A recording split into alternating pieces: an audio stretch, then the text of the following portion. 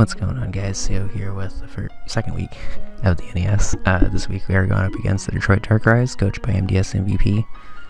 I'll be linking all of his stuff down in the description below. But if you watch my team builder, you'll know that this isn't exactly the team I prepared for again. The second week in a row, I've only gotten 3 out of 6 of my predictions right. Muck and Minior were definitely possibilities for him to bring that I prepared for pretty heavily, just because he did have a team of like a bunch of scary things. But I'm going to be pretty honest and say that I barely prepared for Pyukumuku. I definitely thought that P2 was going to be coming over Pyukumuku, and if P2 didn't come, I definitely thought Skarmory was going to be the one coming. So I'm going to have to be pretty careful around it. I've played Pyukumukus before, so I know not to be like super aggressive and just kill them in one hit or I'm gonna die. But I'm gonna try to do what I can here. I prepared very heavily for the Arcanine, Circuitry, and Mega-Lopunny though, because I was pretty certain they were going to be coming. I have a couple of different counters for that on my team. I don't want to get into like a huge team builder thing, but I basically have Life Orb, Tapu, Koko meant to spam pretty much everything against his team because he has no ground Pokemon and only 1 resist on his team. More of a utility Marowak this week with Stealth Rock, Knock Off, Earthquake, and Protect in case I can get really lucky and hopefully get a high jump kick miss off of Mega-Lopunny. I have Arresto Chesto Mudsdale this week. I actually, since I mentioned this in the team builder, I opted to not put Rock Slide on it and just invest in bulk, just because I realized that Rock Slide wasn't going to do too much to a Araquanid anyway, and he didn't bring a Araquanid anyway, so good news for me, I guess. Trick Room, Fairyum, Z Magearna with Flare Cannon, Volt Switch, Flash Cannon, and Trick Room, I think. Aqua Berry, Scizor in case he brought Fire Punch on something. I'm definitely not expecting to be able to live an Arcanine shot, but I could probably take a non-stab thing for everything else. And Drizzle Pelipper with a Conberry meant to take a Thunder Punch from Lopunny in the rain and in electric terrain after rocks. I was pretty proud of that EV, so I wanted to show it out there. So I'm just going to go ahead and lead Tapu Koko this game because he has nothing that can go against it. It was pretty much my designated lead for this game anyway, so I'm glad that he didn't completely mess up my stuff. He leads Muck, I'm presuming, to counter my Alolan-Marowak Alolan-Marowak lead. That's actually kind of hard to say. So I'm glad that I was able to kind of counter lead that. I was going to lead Koko anyway because I didn't want him to lead Circuitry, Minior, or Lopunny and just get a turn 1 like setup that would have completely destroyed my team. So I was pretty much convinced that I was going to lead Koko right away. So like I said, I'm just going to Volt Switch out. There's no reason for me to stay in. It lets me gauge the damage and see that that's probably not Assault Vest. That looks like it did a decent amount of damage, and if it is Assault Vest, then Tapu Koko is just a monster. So I predict him to go for either a Poison Jab or a knockoff here. I could have gone into Magearna since Magearna resists both of those, but I instead went into Mudsdale because I realized that if he just went for an attack here, I could very easily get an Earthquake off on anything that wasn't Minior. And if he goes into Minior, I'll just Heavy Slam it because it kills 100% of the time.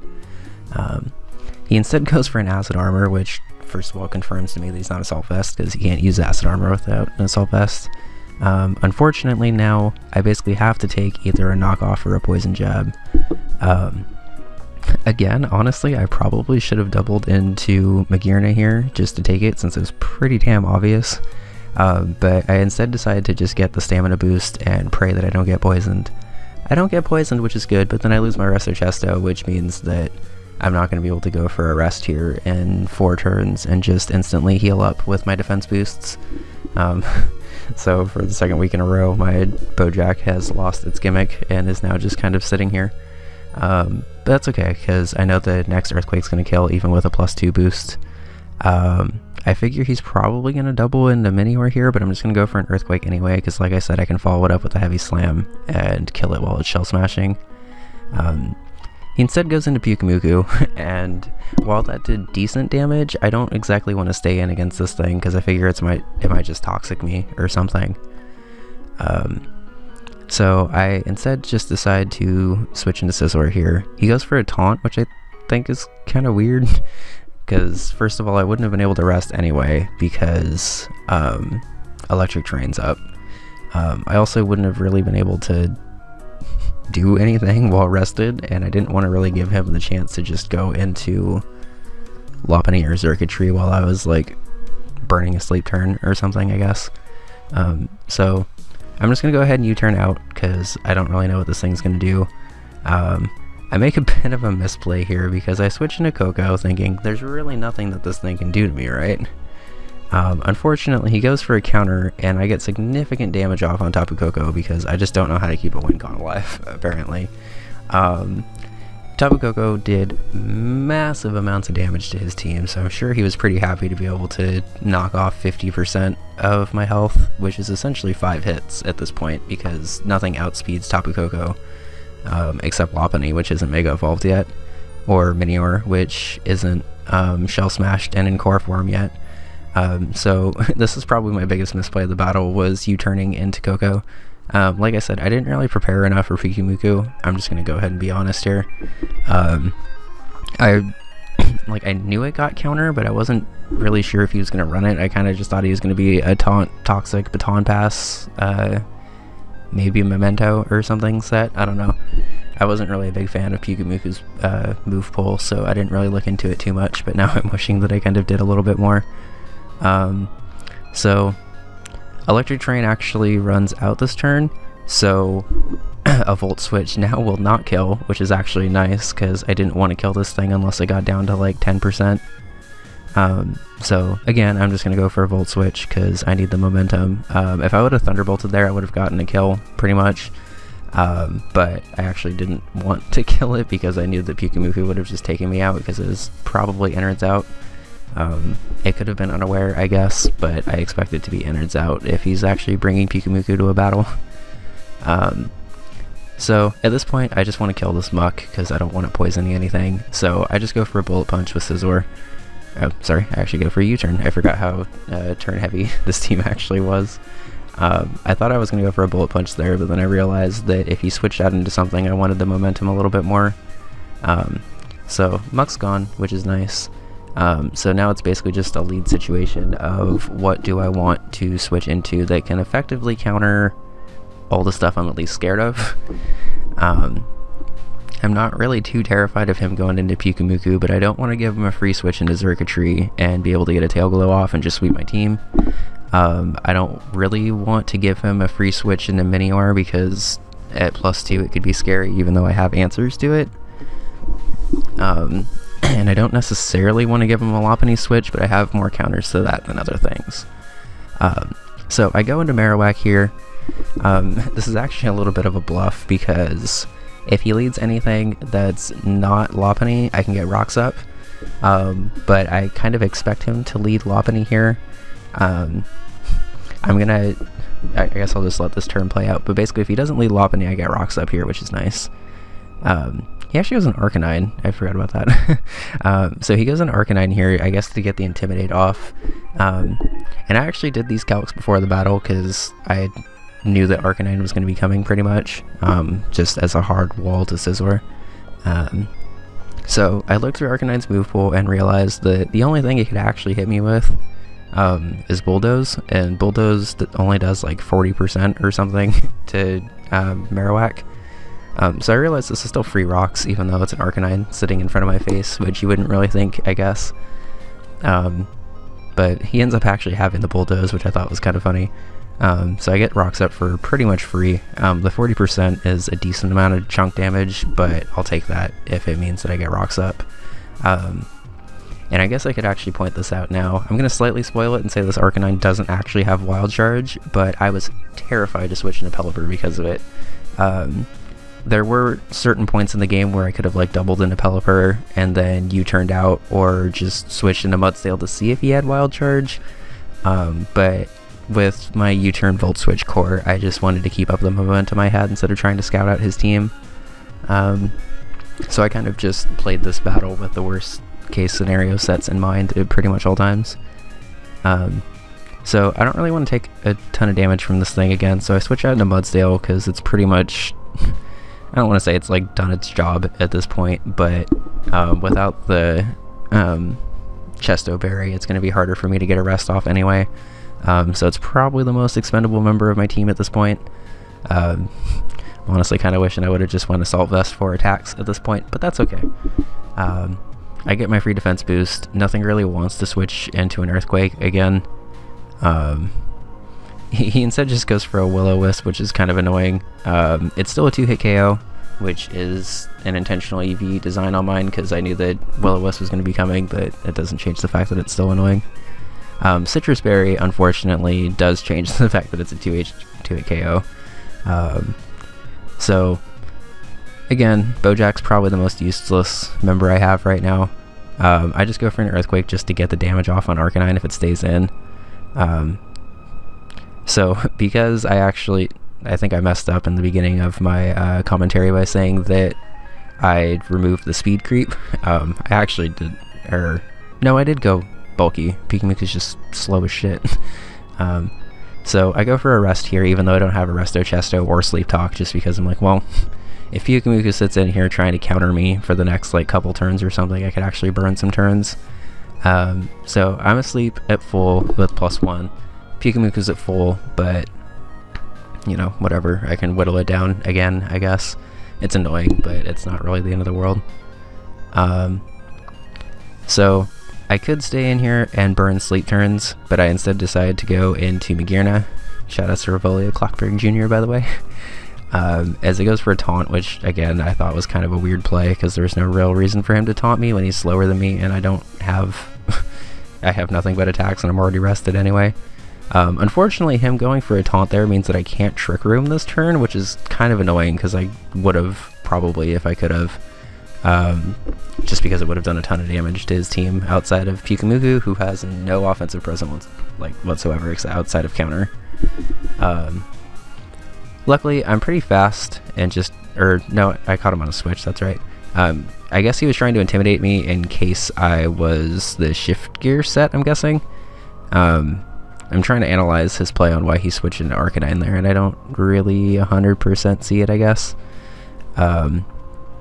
But I got lucky with the crit there because I don't think it would have killed without the crit. And again, it's another situation of what do I want to switch into that will not lose me the game at this point.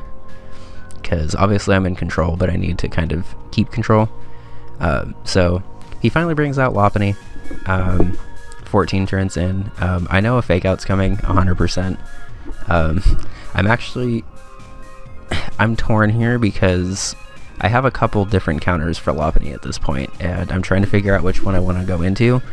I can go into Magearna, take a Fake Out, barely take a high jump kick, and get Trick Room off if I want to, but I kind of need to keep Magearna a little bit healthier than that.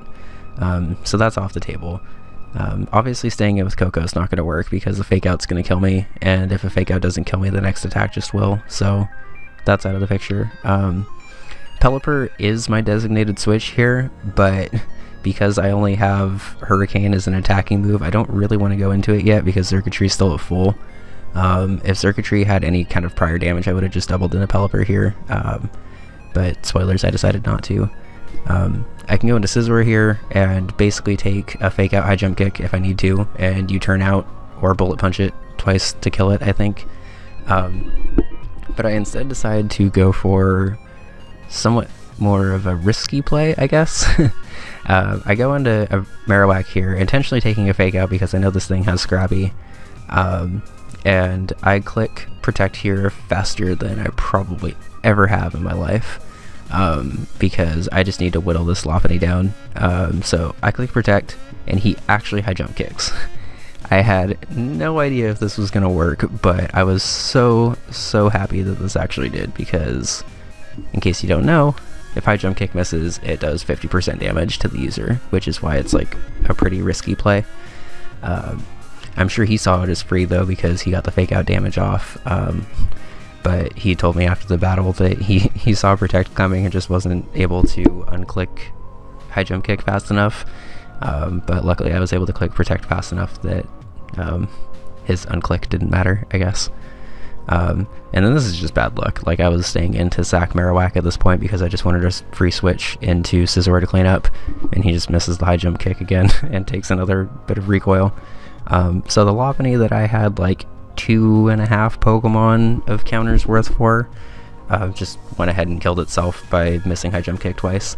Really unfortunate on the second one, because Marowak absolutely would have dropped there, and then he could have saved Lopunny for late game fake out spam and stuff. But that's high jump kick, I guess. I'm not really the biggest fan of it because it seems like every time I use it, it misses. But yeah, so at this point he has a free switch. Although I have all 6 of my Pokemon alive, they're not exactly in the strongest health, so I still have to be careful here. He goes into Minior to try to get a late game Shell Smash sweep off, so I just stay in and get the damage I can to switch it into Core Form. Even though I didn't actually knock anything off there, it still does enough to knock it below 50%. So at this point I just have to sack something. Honestly, it should have probably been Pelipper over Mudsdale, so that's another poor play on my part, I guess. So yeah, Mudsdale's down, which is annoying, but I can just go into Scizor and Bullet Punch here because it absolutely 100% kills. I could have been really risky and gone for a U-turn here, but I did not want Minior to just sweep my team, so I had to play it safe there. Gonna finally knock off these stupid leftovers. These next turns are gonna go pretty fast because I'm kind of just wanting this Pikamuku to kill my Scizor at this point. He's playing it well and not killing my Scizor. He actually could have if he wanted to.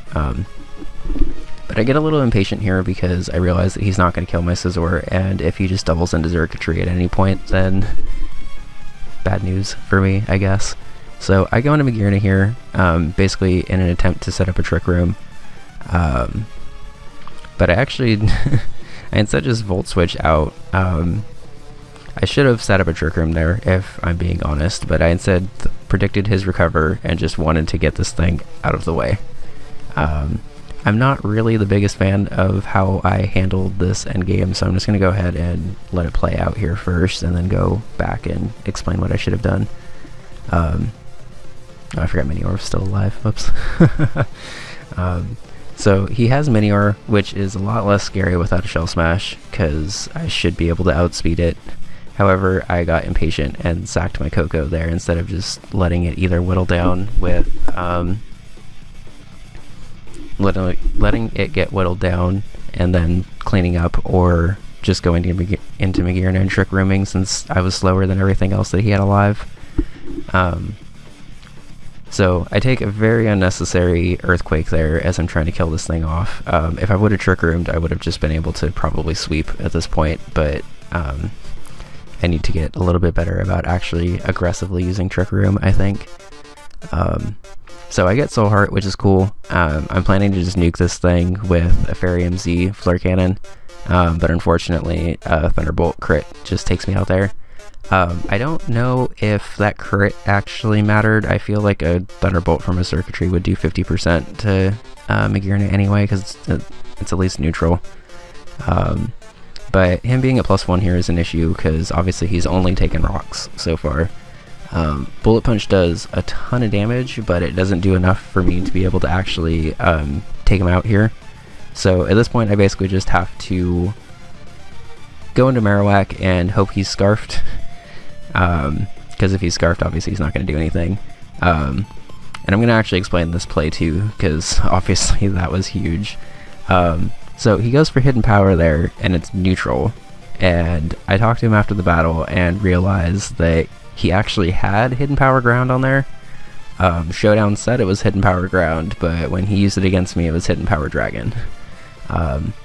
So basically what happened there was, I believe that the Darkrais built their team at level 100, just because this is the same thing that happened to me last week.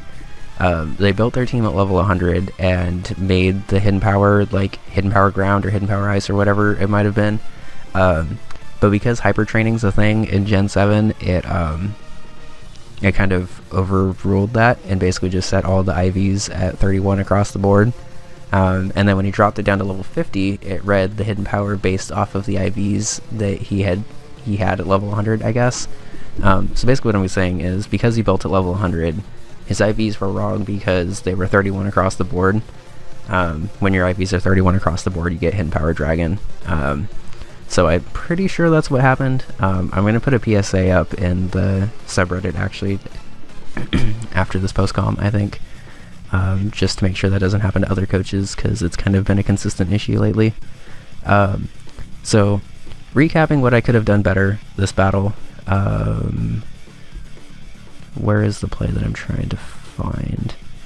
I'm going to say my biggest misplay of the battle was, beyond letting Koko take a ton of unnecessary damage for no reason, which actually didn't really end up mattering because I just sacked it here anyway.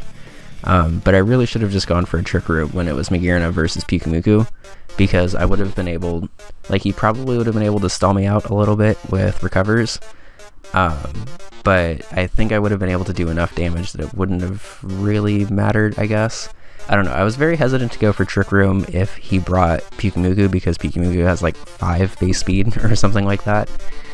So it's like absurdly slow, which means it's going to outspeed my entire team under Trick Room, and with how many problems I was already having with Pyukumuku, I didn't really think it was like the most necessary. But I definitely got lucky this game, and I'm not really a big fan of games where I really only win because I get lucky. It was a 3-0 win, and I'm 2-0, and I'm definitely very happy to be 2-0, but I feel like I could have been playing better these past couple weeks. So here's to hoping I can do that, I guess. Next week we are going up against the Aston Charizards, coached by the Mad Danny. I believe he's the guy that completely destroyed me last year in the playoffs, but I got a little bit of revenge in the off-season by being able to beat him Steel versus Fire, which is kind of cool. So stay tuned for that, because it's going to be another good battle. Kind of hoping I play a little bit better, if I'm being honest, because I feel like I'm putting in a ton of practice and then just not really doing very well in the actual battles, but that's okay. This video is a little long, so I'm going to go ahead and cut it off here, but thanks guys, we'll see you next week.